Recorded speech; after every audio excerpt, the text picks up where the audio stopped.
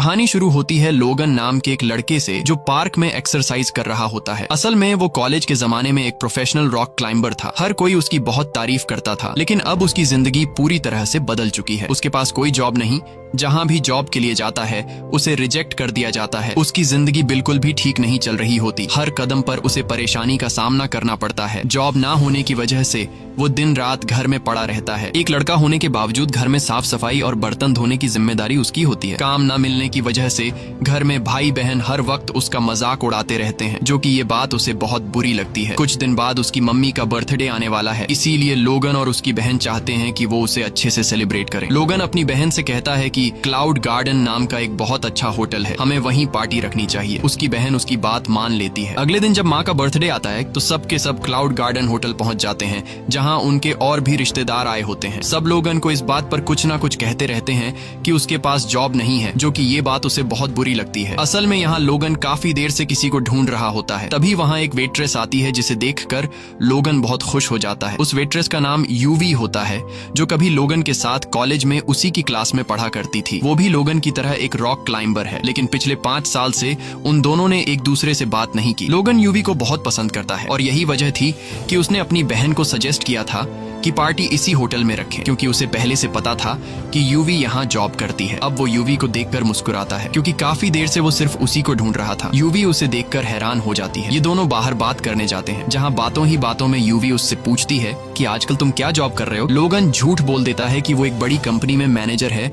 असल में वो यूवी को सच नहीं बताना चाहता कि उसके पास कोई काम नहीं। तभी यूवी का बॉस उसे बुलाता है, जो हमेशा यूवी के साथ फ्लर्ट करता है, और यूवी अपने बॉस से बहुत परेशान थी, लेकिन वो मजबूर थी क्योंकि ये होटल उसके फादर का है। इसलिए वो उसके किसी भी ऑर्डर से इनकार नहीं कर सकती थी, क्योंकि अगर वो उसकी बात नहीं मानती तो वो उसे काम से निकाल देता। अब अगले सीन में शहर के बीचों बीच एक ट्रक को रुकते हुए दिखाया जाता है, जिसमें से एक आदमी निकलकर उसका वॉल खोल देता है, जिसके अंदर से जहरीली गैस बाहर निकलती है और धीरे धीरे पूरे शहर में फैलना शुरू हो जाती है। ये गैस बहुत जहरीली होती है।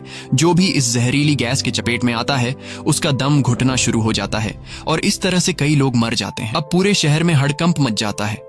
सब लोग यहाँ वहाँ भागने लगते हैं। तभी एक गाड़ी होटल से आकर टकरा जाती है, जिसकी वजह से एक जोरदार ब्लास्ट हो जाता है। लोगन मजे से अपनी फैमिली के साथ मम्मी का बर्थडे सेलिब्रेट कर रहा होता है और उसे बाहर के हालात का कुछ पता नहीं होता। लेकिन जैसे ही ब्लास्ट होता है सब लोग होटल के अंदर डर जाते हैं। वो अपनी पूरी फैमिली के साथ बाहर आता है और देखता है कि चारों तरफ अफरा तफरी मची है। लोग भाग रहे हैं और वहीं जहरीली गैस उनकी तरफ बढ़ रही है। यूवी सबको कहती है कि हमें होटल के ऊपर वाले फ्लोर पर जाना चाहिए। सब जल्दी से अंदर चले जाते हैं, लेकिन तभी लोगन देखता है कि उसकी बड़ी बहन जो आने में लेट हो गई थी, वो सामने एक कार में बैठी है। वो उसे आवाज देता है, जल्दी इधर आओ। लेकिन जब वो आ रही होती है तो अचानक गिर जाती है और जहरीली गैस की चपेट में आ जाती है, जिससे वो बेहोश हो जाती है। लोगन अपनी सांस रोककर उसके पास जाता है और उसे उठाकर होटल के अंदर ले आता है, जिससे उसकी जान तो बच जाती है, लेकिन उसे सांस लेने में तकलीफ हो रही होती है। लोगन एम्बुलेंस को कॉल करता है, लेकिन उसे बताया जाता है कि जहरीली गैस की वजह से शहर की सारी एम्बुलेंस बंद हो चुकी है। अब सिर्फ हेलीकॉप्टर्स काम कर रहे हैं। वो यूवी के साथ बिल्डिंग के टॉप से पूरे शहर को ऊपर से देखता है। वो दोनों देखते हैं कि जहरीली गैस पूरे शहर में फैल चुकी है और अब जहरीली गैस धीरे धीरे ऊपर की तरफ आ रही है। लोगन सबको कहता है कि हमें जल्दी से बिल्डिंग की छत पर जाना होगा, लेकिन उसकी बहन की हालत इतनी खराब होती है कि वो चल नहीं पाती।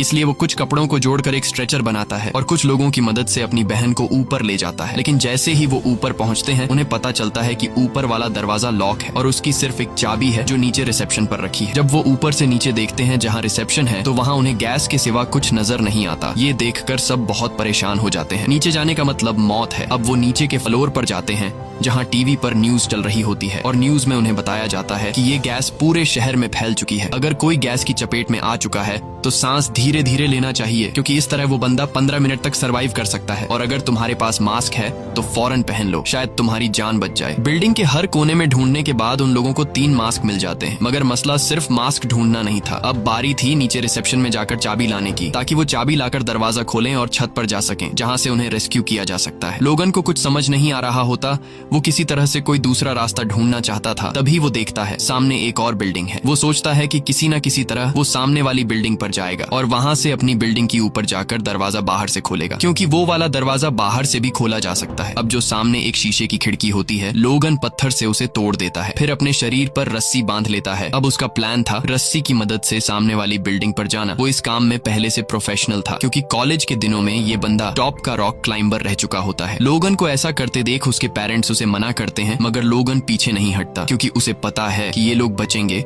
तो बस इसी तरीके से। अब वो एक बिल्डिंग से दूसरी बिल्डिंग की तरफ लंबा जंप मारता है। उसकी किस्मत अच्छी होती है कि वो सामने की पाइप को पकड़ लेता है। रस्सी का दूसरा सिरा बांधकर बिल्डिंग के डिजाइन को पकड़ के ऊपर चढ़ना शुरू कर देता है। उधर उसका कजन भी होता है, जो पहले उसे जॉब ना मिलने की वजह से ताने दिया करता था। अब वो ये सब देखकर हैरान रह जाता है और फौरन मोबाइल से लाइव स्ट्रीम शुरू कर देता है। लोगन ऊपर की तरफ जा रहा होता है तो रस्सी की लिमिट खत्म हो जाती है। अब लोगन अपने शरीर से रस्सी खोल देता है ताकि आगे बढ़ सके। ऐसा करना बहुत ही रिस्की होता है, मगर इसके अलावा और कोई ऑप्शन नहीं था। अब लोगन बिना सेफ्टी के धीरे धीरे ऊपर चढ़ने लगता है। कुछ देर बाद वो छत के बहुत करीब पहुंच जाता है, जहां एक शेर का स्टैच्यू बना होता है। वो उसे पकड़कर खुद को ऊपर खींचने की कोशिश करता है, मगर वो बहुत थका हुआ होता है और उसे ऊपर चढ़ने में बहुत मुश्किल हो रही होती है। अब उसके बाजू में ताकत नहीं बची होती, मगर लोगन को पता होता है कि उसकी कोशिश से सबकी जान बच सकती है, इसलिए पूरी हिम्मत के साथ आखिरकार छत पर पहुंच जाता है और दरवाजा बाहर से खोल देता है। सब लोग छत पर आ जाते हैं और अब सबको उम्मीद होती है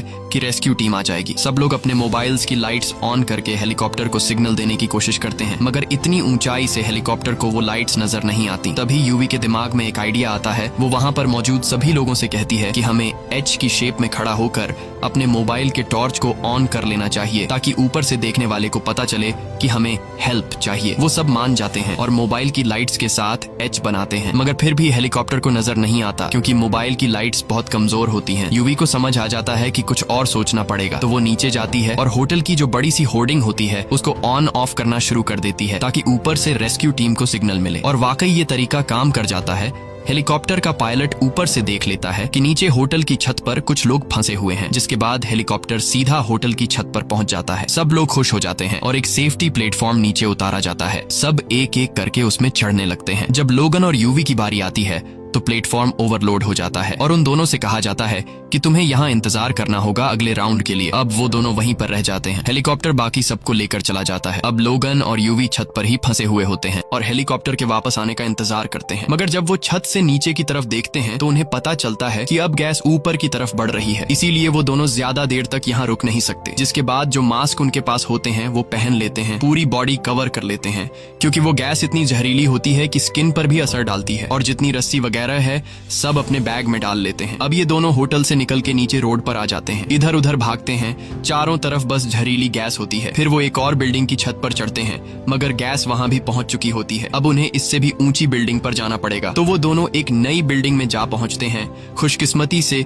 गैस यहाँ नहीं पहुंची होती और उनके पास जो फिल्टर मास्क होता है, अब वो मास्क एक्सपायर हो चुके थे, क्योंकि उसके अंदर गैस भर चुकी थी। इसीलिए अब उन्हें मास्क उतारने पड़ते हैं, लेकिन उनके पास एक आखिरी मास्क अभी भी बचा होता है। इसी दौरान उन्हें सामने एक और बिल्डिंग नजर आती है जहां से वो और ऊपर जा सकते थे, तो ये दोनों वहां रस्सी फेंकते हैं। सबसे पहले यूवी रस्सी के जरिए वहां जाती है, क्योंकि उसका वेट कम होता है। वो आराम से दूसरी बिल्डिंग पहुंच जाती है। अब लोगन की बारी होती है। लोगन धीरे धीरे आगे बढ़ता है, मगर अब गैस वहां तक भी आ चुकी होती है। खुशकिस्मती से जो बचा हुआ मास्क था वो उसने पहना होता है, इसीलिए बच जाता है और वो भी उस जगह पहुंच जाता है जहां यूवी पहले से मौजूद होती है। वो दोनों ऊपर से देखते हैं कि सामने वाली बिल्डिंग में बहुत सारे बच्चे फंसे हुए हैं, जो चिल्ला चिल्ला कर मदद मांग रहे होते हैं। ये दोनों एक लाइट से एरो बनाते हैं उन बच्चों की बिल्डिंग की तरफ, ताकि रेस्क्यू टीम को पता चल जाए कि वहाँ कोई फंसा हुआ है। जल्दी से हेलीकॉप्टर वहाँ पहुँचता है और वो सब बच्चों को अपने साथ ले जाता है। अब हेलीकॉप्टर की बारी थी इन दोनों को बचाने की, और हेलीकॉप्टर इन दोनों को लेने ही आने वाला होता है, मगर किस्मत एक बार फिर से उन्हें धोखा दे देती है। जिस बिल्डिंग की छत पर ये दोनों खड़े होते हैं